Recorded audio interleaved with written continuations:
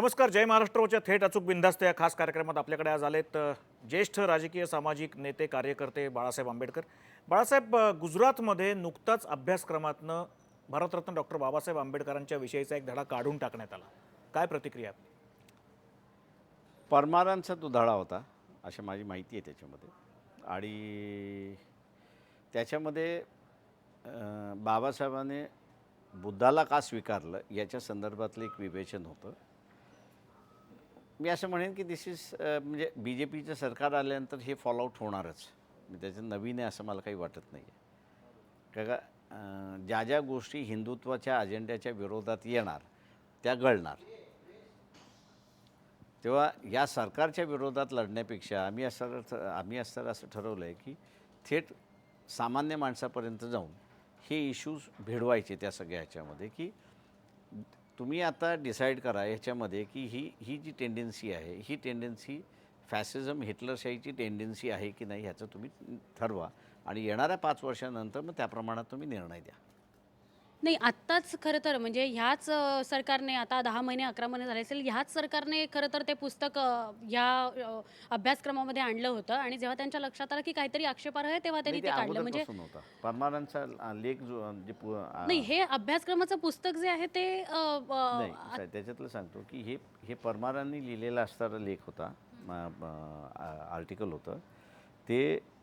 गेली 5-7 वर्ष त्याच्यामध्ये होतं. ह्याच्यामध्ये ते काढता येत नव्हतं कारण का त्यावेळेस विधानसभेमध्ये एकदा असणारी चर्चा त्याच्यावर झाली होती असं माझी माहिती आहे त्याच्यामध्ये. आणि त्यावेळेस त्यांना शक्य झालं नाही, पण आता असणारं केंद्र आणि राज्य हे त्यांचं सरकार असल्यामुळे त्यांना ते शक्य झालं. बाळासाहेब, तुम्ही आता बोलताना असं म्हणलात की BJPचं सरकार आल्यानंतर हे होणं अपेक्षितच होतं. मग तसंच पुरंदरेंना जो पुरस्कार दिला जातोय त्याबद्दलही ज्या काही भावना सगळ्या उमटतात तेही तसंच अपेक्षित आहे BJPचं सरकार आहे म्हणून? नाही, माझं म्हणणं असं आहे की त्याच्यामध्ये एक इश्यू असा आहे की पुरंदरेंनी जेम्स लेनचं पुस्तक ज्यावेळेस आलं होतं त्यावेळेस ते मौन बसले होते. काहीच भूमिका त्यांनी घेतली नव्हती आणि त्याच्याबद्दल अनेक जणांचे असणारे आक्षेप आहेत आणि त्याच्यावरनं त्यांना द्यावं की न द्यावं हा वाद सुरुवात झालेला आहे. पण तुम्हाला असं वाटतं की डेलिबरेटली काही कॉर्नर्समधनं असा काही जातीयवाद पसरवण्याचा किंवा त्याचा काही सामाजिक फायदा उठवण्याचा, राजकीय फायदा उठवण्याचा प्रयत्न होतोय? नाही, मुळात माझं असं म्हणणं आहे की ही जी अस्थिरता आलेली आहे, राजकीय अस्थिरता, आणि त्याच्यामध्ये एक फार मोठ्या प्रमाणात डिस्टर्बन्स व्हायला लागला असं मी म्हणेन की कास्ट इक्वेशन्समध्ये फार मोठ्या प्रमाणात डिस्टर्बन्स व्हायला लागला आहे. या डिस्टर्बन्सला न लक्षात घेता भूमिका लादण्याचं असणारं जे कामकाज चाललेलं आहे त्याच्यामध्ये आता सगळेच जणांनी उड्या मारलेल्या आहेत असं मी म्हणेन त्याच्यामध्ये. आणि त्याच्यामुळे गैरविश्वास एकमेकांबद्दल फार मोठ्या प्रमाणात वाढत चालला आहे आणि तो माझ्या अंदाजानं फार मोठा चिंतेचा भाग आहे असं मी त्या ठिकाणी मानतो आहे. एक राष्ट्रीय पातळीचा थोडा विचार करू. वेळ कमी म्हणून पटापट वेगवेगळ्या मुद्द्यांकडे मी जातो. राष्ट्रीय पातळीवर आत्ता जे काही सगळे लालू प्रसाद असतील, मुलायम सिंग असतील, शरद पवारांनी बोलवलेल्या बैठकीला सगळे हजर होते. त्याचं तिसरी आघाडी करणं हा उद्देश होता की नाही अजून स्पष्ट झालेलं नाही आहे, पण मुळात बिहारमधली इलेक्शन्स हा त्याचा एक फोकस असेल असं वाटतंय. आता एकूण बिहारमधलं इक्वेशन आणि ही सगळी मंडळी एकत्र येणं आणि भाजपचं एक पाशवी बहुमत ज्याला म्हणतो हे समोर 4 वर्ष तुमच्या डोक्यावर ठाण मांडून बसलेलं आहे. तुम्ही कसं बघताय राजकीय परिस्थितीकडे सगळ्या? ते एक असं आहे की बिहारमध्ये जर BJP जिंकली नाही तर असं समजा की Delhi repeats everywhere for BJP. याचा ऑटोमॅटिक बेनिफिट काँग्रेसला मिळेल असं जर आपण विचार केला तर माझ्या मतं अजिबात नाही. कारण का काँग्रेसकडे वायबल नेतृत्व नाही किंवा येणाऱ्या ह्या परिस्थितीला असणारं आपल्याला सामोरे जावं लागेल आणि त्या दृष्टीने त्यांचं असणारं प्लॅनिंग हे अजिबात त्या ठिकाणी दिसत नाही आहे. आणि म्हणून मी मगाशी जे म्हणालो की स्थिती फार गंभीर आहे, अस्थिरता फार आहे आणि ह्या किऑसमधनं देशाच्या राजकारणातून कोणी बाहेर काढू शकेल असं कोण व्यक्तीही निदर्शनास येत नाही आहे. आम्ही एवढंच फक्त त्याच्यामधलं असणारं एक सिल्वर लाईनिंग मी असं म्हणेन की दाव्यांच्या संदर्भातलं ते वागतील पण मोडणार नाहीत अशी असणाऱ्या अवस्थेमध्ये ते आहेत. त्यांनी थोडी लवचिकता जर दाखवली तर कदाचित हा जो तुम्ही तिसरा फंड असा जो म्हटला आहे, कारण का बेंगाल त्यांच्याकडे आता नाही आहे, पुन्हा येण्याची पॉसिबिलिटी आहे का, तर हा 2017 नंतरच आपल्याला असणारा दिसेल. पण त्यांनी असणारं स्वतःचं व्हायबल हे ऑल्टरनेटिव्ह राजकारण ह्या देशामध्ये उभं करण्याच्या दृष्टिकोनातून जर केलं तर मला वाटतं त्यांना असणारा सक्सेस फार मोठ्या प्रमाणात मिळू शकतो ॲज अ कॅटलिस्ट त्याच्यामध्ये. आणि तो रोल अजून असणारा डावे करताना मला दिसत नाही आहेत. त्याच्यामुळे मी फार फ्युचरचा आशावादी आहे असं मी त्या ठिकाणी मानत नाही. पण ज्या रस्त्यावरच्या लढाईची गोष्ट आपण करत आहात ती आत्ता राज ठाकरेंनी पण केली. याच्या पुढच्या 4 वर्षाच्या काळामध्ये कुठल्याही निर्णयांकरता कोणालाही गृहीत न धरण्याचा निर्णय जर भाजप सरकारने घेतला असेल तर आत्ता पुढची 4 वर्ष रस्त्यावर येण्याची काय नेमकी पॉलिसी, काय आंदोलनाची दिशा ही तुमच्या डोक्यात आहे? ते मुळात मला असं वाटतं की आता जो सर्व कामगारांचा जो संप येतो, म्हणजे 1 दिवसाचा संप आणि मोर्चा असा जो कार्यक्रम आहे आणि त्याच्यामध्ये BJP ओरिएंटेड संघटनासुद्धा त्याच्यामध्ये सहभागी झालेल्या आहेत. सगळ्यात मोठा प्रॉब्लेम जो आहे तो डाव्यांचा जसा आहे तसा ह्या BJP ओरिएंटेड संघटनेचा सुद्धा आहे. त्यांना सरळ सरळ आता एका इश्यूशी भिडावं लागेल ते मला दिसते, आणि ते म्हणजे धर्मावरती आधारित राजकारण हे BJPचं आहे. त्याच्यामध्ये कम्युनिस्ट पार्टीचे नेतृत्व असेल किंवा BJPतला असेल, धर्म मानतात तर मी म्हणेन मानतात. डाव्यांचं म्हणणं आहे की ते माझा व्यक्तिगत भाग आहे. BJPचं म्हणणं असेल की ते सार्वजनिक भाग आहे. दॅट्स ओनली डिफरन्स असं मी त्याच्यामध्ये करतो. परंतु मतदार जो आहे या मतदाराचा आता मला माझ्या दृष्टीने असणारा तो टेस्टवरती आहे. त्यांनी धार्मिक सत्ता आणलेली आहे आणि आता कामगारांच्या कायद्यामध्ये जो बदल आणतात आहे तीही धार्मिक सत्ता आणते.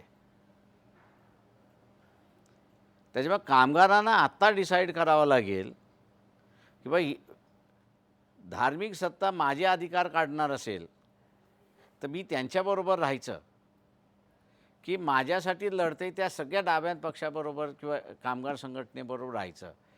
हा मला वाटतं असणारा फार मोठा आहे. कुठेतरी त्या जॉ अन्यूच्या बेकेट सारखा तिढा आहे, धर्मसत्ता आणि राजसत्ता यांच्यातला थोडासा तिढा आहे. नाही आणि नरेंद्र मोदी जेव्हा प्रचार करत होते किंवा भाजपचं सरकार जेव्हा येण्याच्या आधी प्रचार होता तो एक विकासाच्या दृष्टीने प्रचार झाला. मला सांगा, आता तुम्ही म्हणता की ही सत्ता म्हणून हे काम करताय. नवी पिढी 21वं शतक किंवा जे नवीन IT सेक्टर तंत्रज्ञान या सगळ्यामध्ये खेळणारे सगळे युवक आहेत किंवा जो लोक आहेत ते हे कितपत सहन करतील ही धर्मसत्ता? त्यांना धर्मसत्ता हवी आहे की विकासाचं सरकार हवं आहे? ते यंगर जनरेशन माझ्या दृष्टीने, म्हणून मी मगाशी म्हणालो की यंगर जनरेशननी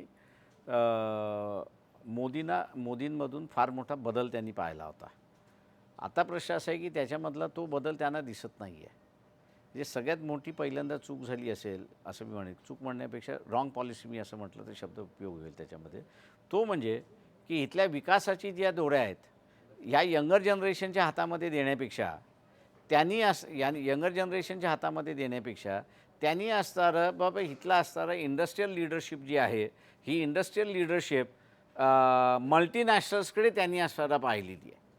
म्हणजे हा जो यंगर जनरेशन पाहत होता की बदल होईल असं म्हणून त्याच्यामध्ये पाहत होता की I will be the stream of change असं तो पाहत होता, त्याला रोलच राहिलेला नाही आहे. त्याच्यामुळे तो आता कितपत मोदींबरोबर राहील याच्याबद्दल मला शंका आहे. कमी वेळ आहे अगदी. मला एक प्रश्न फक्त थोडासा असा विचारायचा आहे. विलासने विचारलं तसं त्याच मुद्द्याला धरून हा विषय आहे की आत्ताचं आर्थिक धोरण हे एका बाजूला तुम्ही परदेशी गुंतवणूक आकर्षित करताय, दुसऱ्या बाजूला नेस्लेसारख्या संघटनेच्या बाबतीत म्हणजे त्या तुमच्या नूडल्सच्या बाबतीत घेतलेला निर्णय आजच सरकार तोंडघशी पडले की न्यायालयाने परत तो रिव्हर्ट करून सांगितलेलं आहे की आत्ता त्यांना बाजू मांडायला संधी न दिल्यामुळे तुम्हाला परवानगी द्यायला लागेल. काय वाटतं आपल्याला, कुठेतरी आर्थिक नीतीबद्दलच सरकार कन्फ्युज्ड आहे? परकीय गुंतवणूक असेल किंवा परदेशी प्रॉडक्ट्स असतील, एका बाजूला चायनाबरोबरचं रिलेशन असेल, आपल्याकडची चायनाची प्रॉडक्ट्स असतील, काय वाटतं आपल्याला? ते मुळात 2 गोष्टी त्याच्यामधल्या आहेत. एक तर आपण आपल्या पब्लिक सेक्टरवरती विश्वास ठेवायला तयार नाही आहोत, एक भाग. दुसरा भाग मी असं म्हणेन की इथला असणारा जो काही इंडस्ट्रीयल लीडरशिप आहे या देशातली, ती व्यापारातली लीडरशिप आहे, आपण त्याच्यावरती विश्वास ठेवायला तयार आहोत का? तर माझ्या दृष्टीने आपण त्याच्यावरती विश्वास ठेवायला तयार नाही आहोत.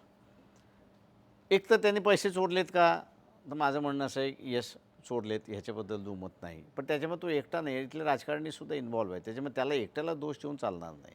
मी लार्जर इश्यू याच्यामधला असणारा बघतोय, तो म्हणजे की ही जे सो कॉल्ड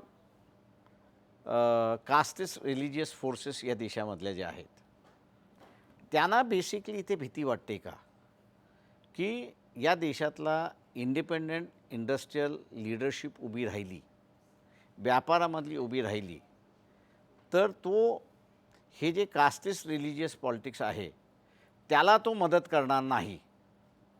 आणि बाहेरचा त्याला ह्याच्याशी काही घेणं नसल्यामुळे तो आपल्या राजकारणाला मदत करेल. आणि म्हणून बाहेरच्याला बोलवणं हा मला वाटतं असताना कुठेतरी ह्या देशामध्ये डिबेटेबल इश्यू झाला पाहिजे.